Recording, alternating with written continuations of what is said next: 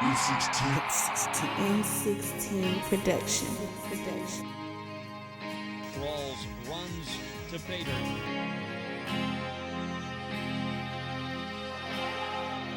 Oh yeah! Oh yeah!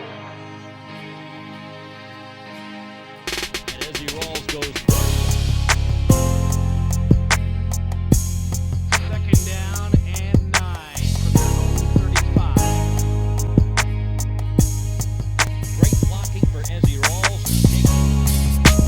He's got nothing but open field ahead of him. Ezzie again. E.Raulls back.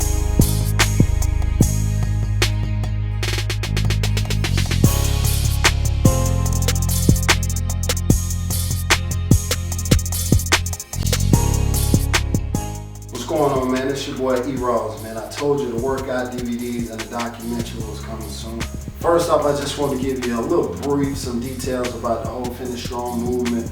The core of the movement is all about motivation. It's about using your goals. It's about using your talents. It's about using your successes, your failures, everything that's ever happened to you, and making power moves and achieving your destiny.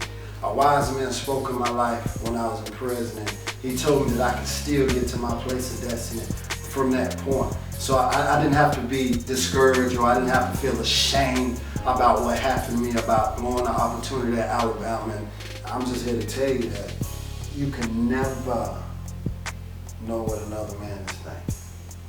Never underestimate the power of another man's thoughts.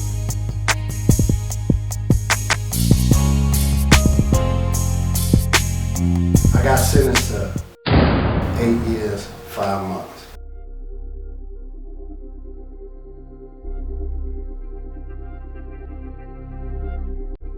I just turned 19, it was March 6th, we were going through spring training. We had just got a new coach, Mike Price was the coach. I felt like in my own mind that I wasn't gonna really get the opportunity and the reps that I rightfully deserved just off that fact. I was going as hard as I could because I wanted that spot. I was getting in a little bit on the scrimmages. I was on the goal line package. I was on kickoff, knocking people over, running down there, being the wedge blocker. I was slowly working my way into the rotation as a freshman. It was my time to shine, and I knew it.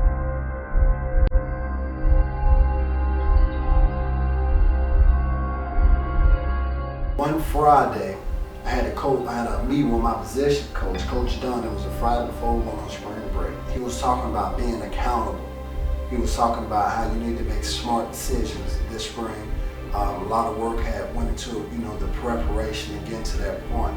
And one of the worst things you can do was go out there and blow it. My 19th birthday, we were on family, and this lady, she just came out of nowhere. She was one of my mama's friends. And she told me, she was like, beware of people were hitting at you. That kind of like really flew over my head.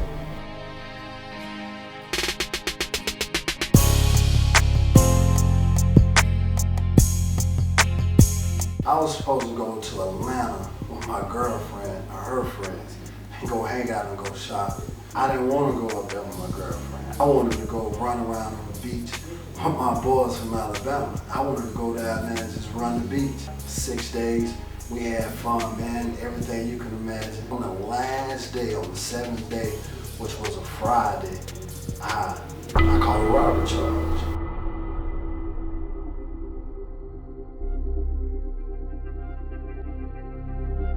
Armed robbery, armed burglary with a deadly weapon, 2 first-degree felonies. I went from really being able to fulfill my childhood dream and having the opportunity to make a splash and play as an Alabama football player to looking at 30 years in prison. It was all a fluke.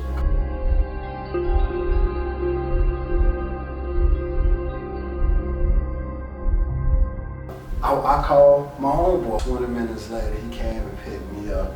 There was a gun on the seat. I ain't paying no attention.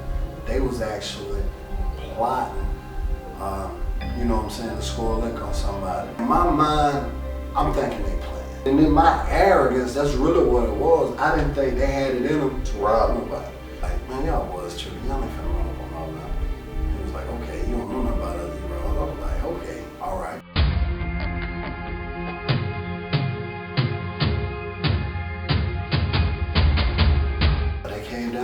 oh yeah, we finna get these niggas, they bullshit, you know what I'm saying? We finna get their ass. So I was like, all right, let's do it. Let's do it. It happened, man, it happened so fast. I remember looking over my shoulder like, man, goddamn, this is really happening. We got to go, man. I took off and I ran to the car.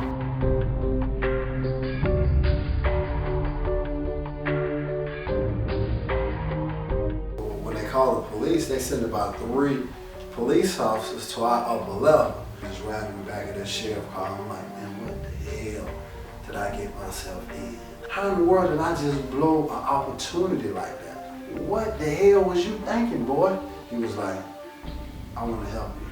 I know you play college football for the University of Alabama. So what the officer did, he took me out the room and he brought me in the secret pathway so I could see all the audio equipment. I could hear what everybody was saying and I could actually see the people. And he was just telling everything. He was telling who was all there. He was telling how much money. He was telling everything, man. Honestly, they abused one of my co-defendants. They took his money and they did a lot of stuff that probably by law that they couldn't do to get that confession up out of. I got sentenced to 8 years, 5 months. And that's pretty much how it happened.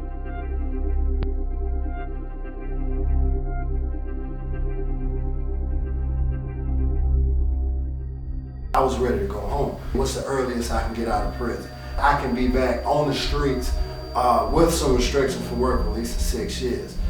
If you don't find a job in 30 days, you're going back behind the fence.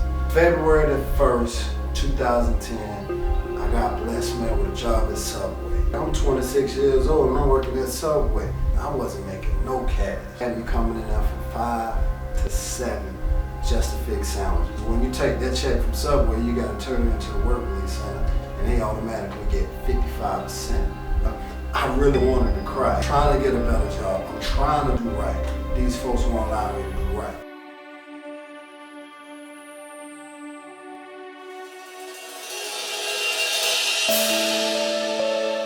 He came in there and was like, E, I got a job for you. Gold's Gym hiring. They was like, this guy right here in the white shirt want to talk to you about a job. So what he did, because I waited so long, he invited me in and we talked. I told him about my experience. The first thing I said, I was like, sir, I ain't got no work experience in sales and I'm a convicted felon. And he gave me an opportunity. And from now on, man, the rest been history. I was one of the first salesmen to do over 100. 15 out of 18 months I've been employed, 15 months straight. Going on 16, made assistant manager in 12 months on the head. Might be the youngest general manager to get the spot within a 2-year time frame. If I can make it, you can make it. Finish strong.